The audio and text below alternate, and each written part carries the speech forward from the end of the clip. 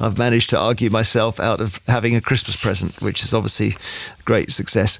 Kieran in Mildenhall says, as a proud Englishman, I couldn't think of a better result than Iran winning. I think Wales will be cheering the USA tonight. I don't know. Do you think so? I'm not sure. Funny man gets serious with that music, you say? Romesh Ranganathan. For the love of what? For the love of hip-hop. I'm on a mission to share my passion with the people and spread the joy of hip-hop far and wide.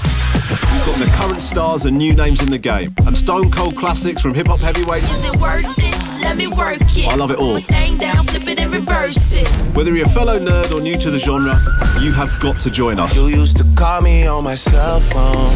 Romesh Ranganathan. This is a hip-hop education and celebration. For the love of hip-hop. Listen now on BBC Sound. So, and Romesh is on tonight, of course, and then before Romesh at 11, it's Johnny Walker, the brilliant Johnny, and it's DJ Spoonie at 9, and Michelle Visage at 7, and our Sarah at 4, Scott after the news. Thanks for your company. Have a brilliant weekend.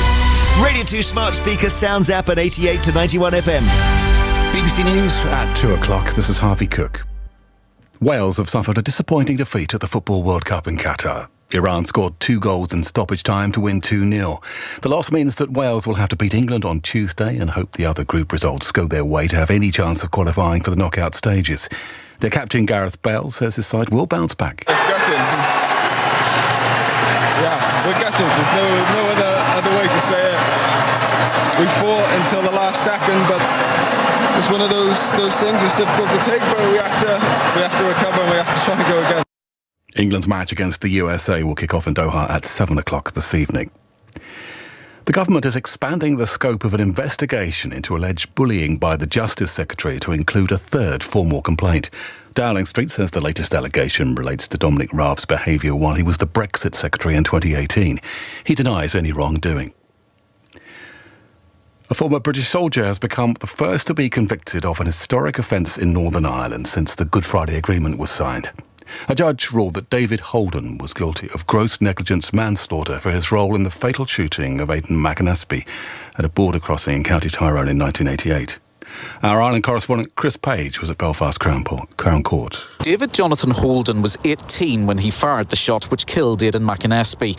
He was 23 and walking to a Gaelic football match. The former soldier claimed his hands were wet from cleaning duties and his finger had slipped onto the trigger. But the judge at the non-jury trial said his verdict was that Holden had pointed the weapon at Mr McAnespie and had pulled the trigger deliberately, though he believed the gun was not cocked. The judge ruled Holden shouldn't have made that assumption and therefore was guilty of manslaughter. New figures show the number of COVID infections in the UK has continued to fall. The Office for National Statistics estimates that around 970,000 people tested positive for the virus in the week to the 15th of November. That's down from 1.1 million in the previous 7 days.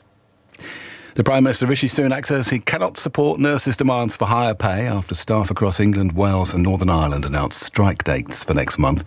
Nurses will take part in the biggest walkouts in NHS history on the 15th and 20th of December.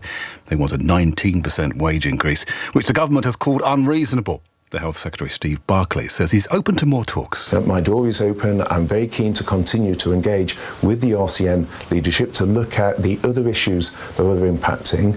But it is important we also respect the independent pay review body's findings. And I have agreed to implement those in full. And I think that is the right way forward.